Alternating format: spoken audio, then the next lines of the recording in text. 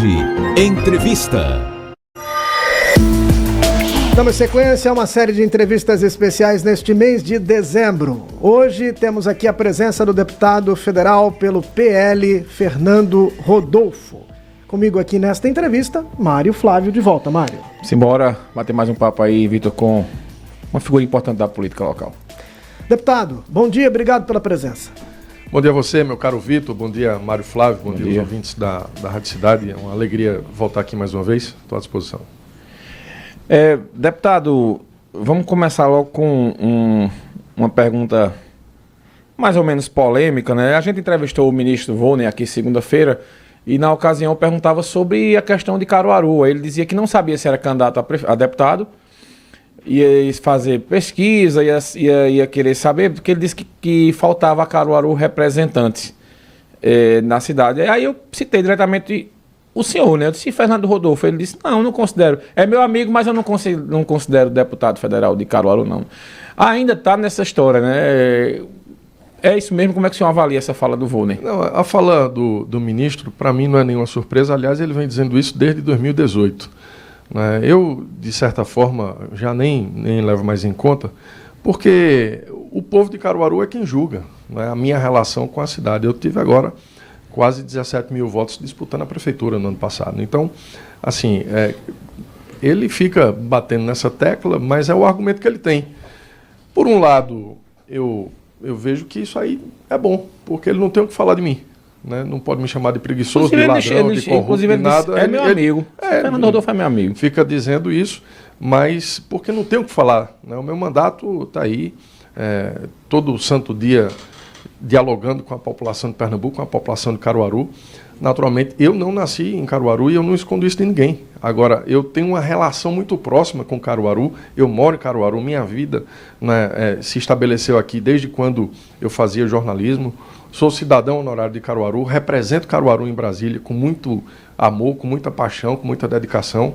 Né? Então, há um vínculo afetivo com Caruaru. Isso nem vou nem nega, nem ninguém vai negar. E não só sou eu, tem outros atores da política de Caruaru que não nasceram aqui, sequer nasceram em Pernambuco, mas que estão residindo em Caruaru, que têm uma vida em Caruaru e que são considerados de Caruaru também. Então, para mim, essa é uma página virada. Esse é um assunto que eu não perco nem tempo discutindo.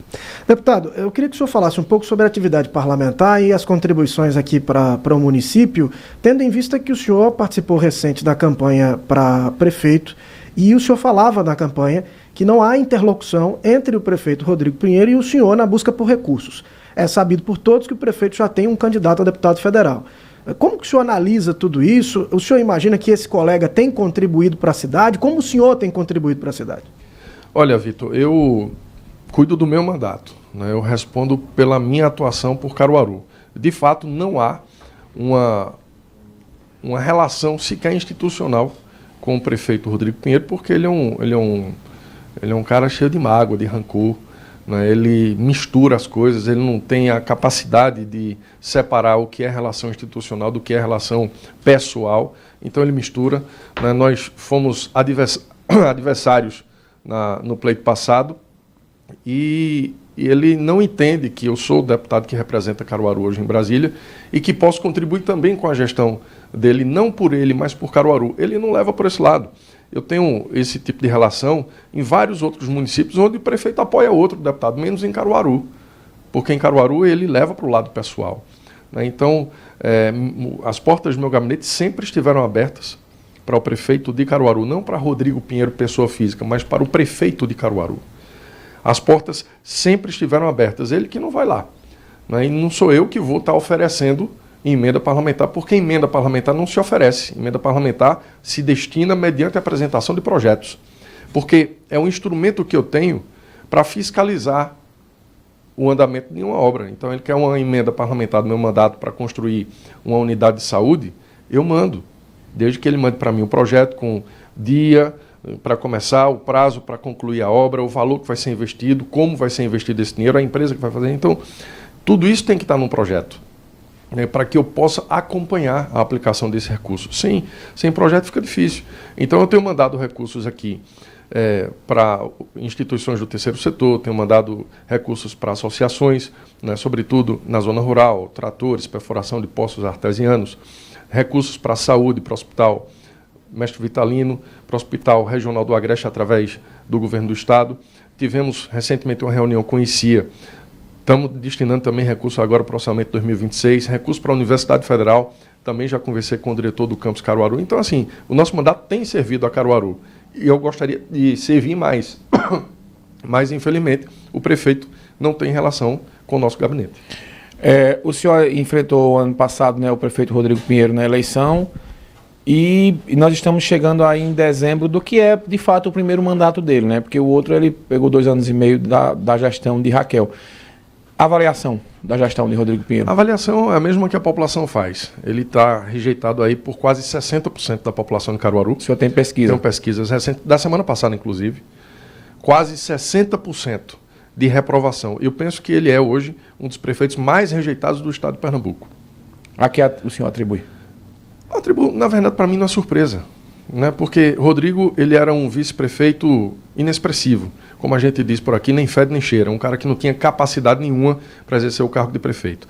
Foi colocado na cadeira porque Raquel Lira renunciou para disputar o governo, ele assumiu e depois ela veio e apoiou. Ele só foi reeleito por causa do apoio de Raquel Lira.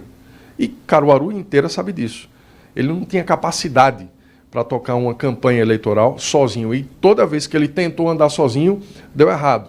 Então ela teve que chegar, e todo mundo lembra, na reta final da campanha, todo dia Raquel Lira estava aqui em Caruaru, fazendo ato com ele, inaugurando obra, fazendo a campanha ter vida, né? Então, essa vitória dele no primeiro turno não foi mérito dele. Foi mérito da governadora. Ele próprio sabe disso. Talvez ele se incomode em ouvir, mas eu não vim aqui para passar melzinho na chupeta de ninguém. Então, a rejeição que as pesquisas mostram é fruto exatamente dessa falta de habilidade, dessa falta de capacidade, né, de gerir um município do porte de Caruaru. Ele prometeu, não cumpriu. Ele mentiu. Rodrigo é mentiroso. Ele é covarde. Essa história das multas, todo mundo sabe. Ele ia para a televisão, ia para a rede social dizer, não vai multar, o radar é só educativo. É mentiroso. Ele é descarado. O que está acontecendo em Caruaru hoje é uma vergonha. Ganhou a eleição e arrocha multa no povo de Caruaru. Tem gente que já recebeu aqui mais de 10 multas em 2 meses. É radar escondido em todo canto, é o radar pegadinha. Só para arrecadar. E você não vê esse recurso sendo aplicado como deveria ser. Então, eu tenho acompanhado, e Mário e Vitor, está em Brasília, de certa forma, me deixa um pouco mais ausente de Caruaru. Eu cheguei agora de madrugada, né, para vir para cá, então eu passo a semana lá em Caruaru, lá em Brasília, mas eu estou acompanhando o que acontece em Caruaru. E eu não estou inerte a essa discussão das multas.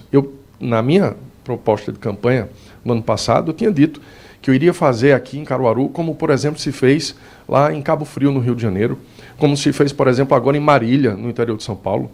O prefeito simplesmente, no Cabo Frio, anistiou todas as multas. Acabou com a indústria da Legalmente multa. Isso pode acontecer. Eu tenho essa dúvida, né? Até ontem a gente falava até com o presidente da Câmara, Bruno Lambreta, se poderia revogar, anistiar as multas.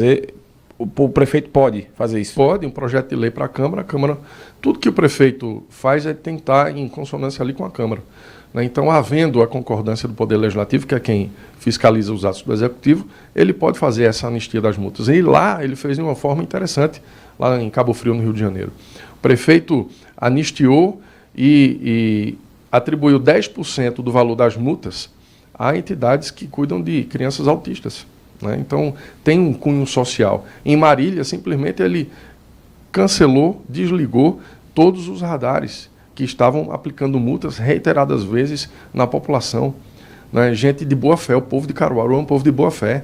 Às vezes você leva uma multa porque passou ali distraído, enfim. Isso é uma covardia o que está sendo feito com o povo de Caruaru, principalmente quando você analisa olhando para trás. Quando você olha para trás, você vê que o prefeito disse, não se preocupe, não vai multar ninguém. E claro que ia multar.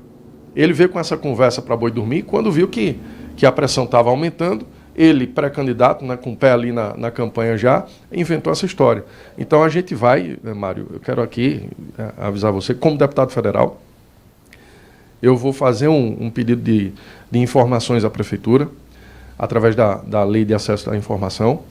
O prefeito vai ser obrigado a dizer quanto ele já arrecadou nesse último ano, quantos radares ele já instalou aqui, para onde está indo esse dinheiro, e com base nessas informações eu vou pedir uma investigação à Polícia Federal.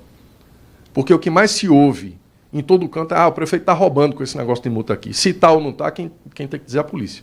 E eu vou pedir à Polícia Federal que investigue essa indústria de multas de Caruaru, com base nessas informações que eu vou solicitar. E vou também abrir um espaço. Nós já tivemos várias reuniões com a nossa equipe. A gente vai criar um ambiente virtual, um site, onde as pessoas podem denunciar aquela multa que ele considera irregular. E a gente vai acrescentar, né, essas informações no pedido que será feito à Polícia Federal de investigação, e a população pode, inclusive, assinar ou abaixo-assinar também. Então, a gente está fazendo isso, né, como uma resposta a essa ofensiva. Rodrigo não vai fazer o que quer em Caruaru e ficar por isso mesmo. Aqui tem oposição, eu sou oposição a Rodrigo Pinheiro e eu vou para cima disso. Deputado, o senhor falou agora há pouco, atribuiu à governadora o resultado do prefeito Rodrigo Pinheiro nas eleições. O senhor tem se aproximado da governadora, tem estado com a governadora em algumas pautas no estado. O senhor considera que ela errou nesse apoio? Já conversou com ela sobre esse assunto? Não, veja bem. Antes de ser candidato a prefeito, eu procurei a governadora, pessoalmente, e disse a ela: governadora, continuo sendo seu aliado, estou na sua base, na base do seu governo, mas eu vou ser candidato a prefeito de Caruaru. Isso não vai mudar em absolutamente nada a nossa relação. E eu entendi a postura da governadora em apoiar o Rodrigo Pinheiro. Eu sou de um partido de direita, declaradamente de direita, do PL. A governadora tem uma relação próxima com o PL, mas ela também tem uma relação próxima com partidos de esquerda. Talvez para ela fosse desconfortável, naquele momento, apoiar o candidato de Bolsonaro em Caruaru. E a gente só tinha a nossa candidatura, a candidatura do outro lado lá, Zé Queiroz e Tony Gel juntos, historicamente adversários, o Armandinho, que também foi candidato, e o candidato que foi para o partido dela. Então eu vi com naturalidade o apoio dela ao atual prefeito, até porque ele era o vice dela, né? Enfim, mesmo depois que assumiu que não foi correto com a governadora, todo mundo sabe disso, mas mesmo assim ela ainda foi correta com ele, porque Raquel é uma mulher correta no que faz, nos acordos que tem, cumpre tudo que... Então, vi com naturalidade. Agora, ela foi avisada, eu próprio avisei a ela, de que a minha relação com ela não iria mudar mais, que eu seria candidato. Recentemente, o senhor tem falado com ela sobre a situação de Caruaru? Não falei com ela sobre a situação de Caruaru. Tenho acompanhado as agendas da governadora, mas especificamente sobre Caruaru nós não temos conversado. Eu respeito a posição dela aqui, né, com o atual prefeito, ele é do partido dela, mas eu não trato sobre Caruaru com ela. Né? Trato assim, sobre emendas. Estou mandando uma emenda para o hospital regional, estou mandando uma emenda para tal obra. Então, isso aí, a gente tem essa relação sim, mas sobre a gestão, não. O senhor é da base do PL, da base de Raquel, né? Mesmo sendo do PL. Uhum. O PL tem alguns raquelzistas e outros nem tanto, como é o caso do Coronel Alberto Feitosa, o seu colega deputado Coronel Meira também. Nem tanto não, oposição mesmo. Né? Oposição, uma das maiores vozes da oposição. Coronel Meira também, oposição à governadora.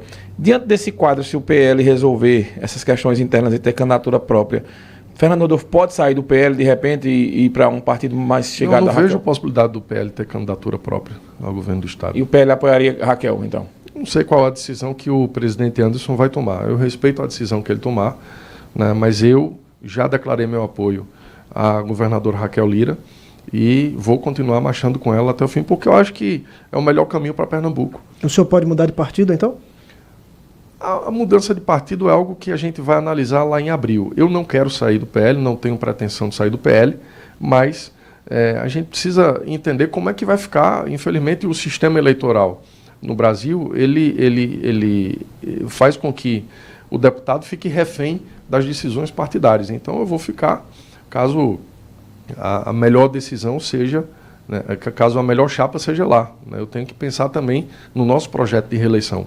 Né, mas mantendo sempre a minha coerência no campo ideológico. Não, hoje, a preço de hoje, não vejo razão para sair do PL e acredito que a minha relação em Brasília com o presidente Valdemar, a minha relação próxima, muito próxima com o presidente Anderson, vai pesar muito na hora de decidir lá em abril, que é o prazo final da janela. O deputado, por questão de coerência ideológica, que o senhor menciona agora há pouco, nós temos uma candidatura de direita que está se desenhando, que seria do vereador Eduardo Moura para o governo. Como é que o senhor enxerga isso? O vereador é do Partido Novo.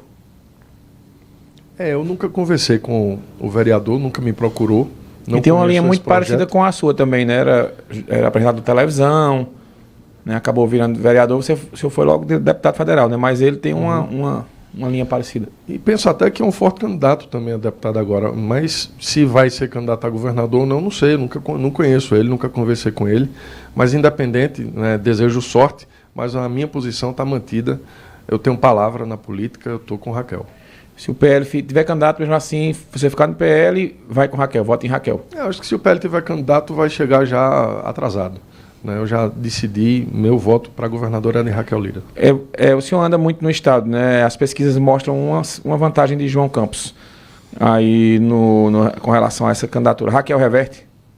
Eu acho que Raquel reverte com trabalho, com dedicação, assim como ela fez quando foi candidata a primeira vez em Caruaru, assim na reeleição, e também na sua eleição para governadora.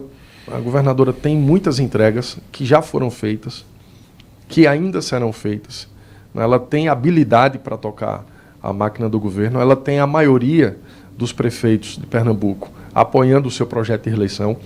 Muitos prefeitos ainda não entraram em campo, ainda não colocaram um time na rua. Quando essa turma for para a rua, meu amigo, que a eleição de 2026, Mário e Vitor, não está na pauta da sociedade. Não está. Se você perguntar agora na rua, poucas pessoas vão saber quem são os candidatos que estão colocados aí, enfim. O povo só pensa em eleição lá na frente, no momento certo. E ano que vem ainda tem Copa do Mundo, quer dizer. Então as atenções vão ser divididas entre eleição e Copa. Na hora certa, o povo vai colocar a eleição na pauta, os prefeitos vão para a rua. Numa cidade pequena, o prefeito tem muita força, porque ele detém ali a maioria, né, por exemplo, dos empregos de uma cidade estão na prefeitura. Então há uma influência muito grande de um prefeito quando ele anuncia o apoio para um candidato. E a maioria dos prefeitos de Raquel ainda não foi para a rua, porque não está na hora. Quando isso acontecer, eu não tenho a menor dúvida de que Raquel Lira vai subir ainda mais nas pesquisas e vai surpreender, podendo, inclusive, ganhar no primeiro turno.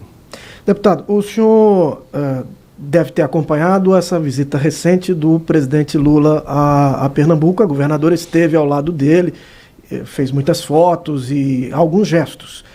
Há quem comente que o presidente Lula poderia ter 2 palanques aqui em Pernambuco, o do João Campos e da governadora Raquel Lira. Outros discordam disso, mas não é segredo para ninguém. Muitos parlamentares do PT hoje têm relação direta com o governo Raquel Lira. Como que o senhor ficaria nessa condição, se a governadora estiver no palanque do presidente Lula ou que ainda não seja o palanque dele, mas com aliados do PT, por exemplo? O senhor subiria nesse palanque?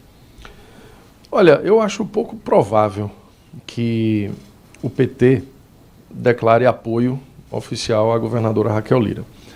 Da mesma forma como você me traz esse questionamento, tem deputados do PT que são próximos a Raquel, mas tem também deputado do PL que é próximo, e isso não atrapalha os deputados do PT irem para lá. Eu não vou cair nessa pilha, porque tem deputado do PT ali, eu não vou estar perto. Não, pelo contrário, eu estou defendendo um projeto.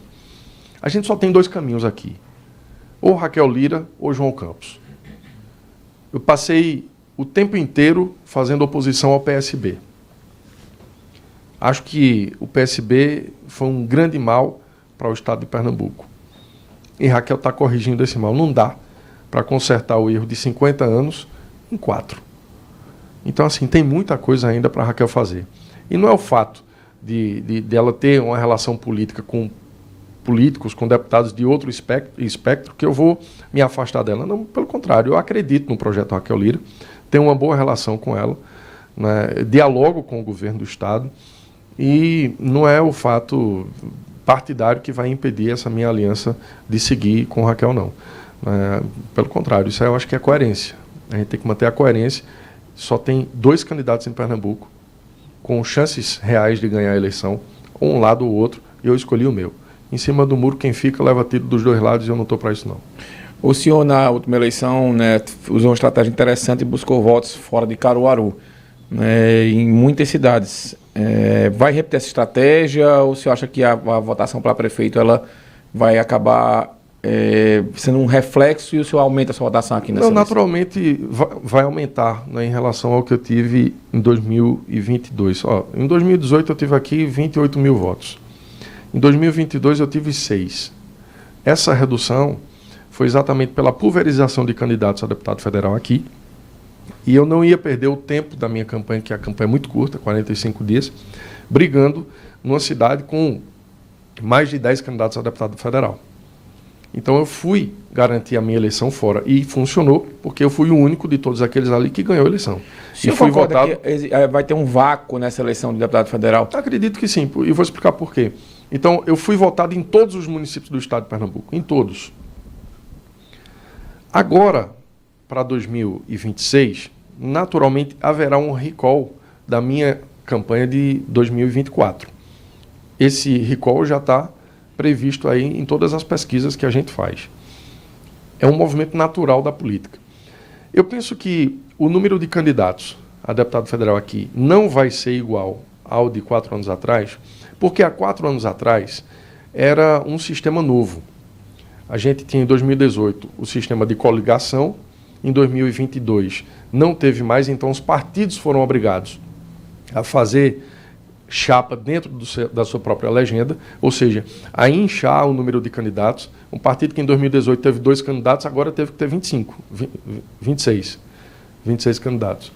Então muita gente foi candidato a deputado federal achando que ia ganhar dinheiro do partido. Muita gente entrou na campanha, se candidatou de olho no fundo eleitoral, porque acharam que o partido era obrigado a dar fundo eleitoral, a dar dinheiro para todo aquele que fosse candidato. E quando viram que não era assim, quebraram a cara. Então acredito que esse povo não se candidata mais a deputado querendo dinheiro de partido. Só se candidata aquele que acha que tem alguma chance de ganhar a eleição, ou aquele que quer se projetar para a eleição de 2028, porque também tem isso. Quem se candidata, Mário e Vitor, sabe a chance real que tem de se eleger. A minha chance é 50%, 60%, o cara sabe. E ele sabe também quando não tem a menor possibilidade, mas aquela candidatura vai ser útil para que ele faça o seu nome visando a eleição de 2028. Aí veja, pegando esse seu raciocínio, a gente teria aqui, teoricamente, o candidato apoiado pelo prefeito, que é o Fernando Monteiro. Sim. O senhor que vai para a reeleição.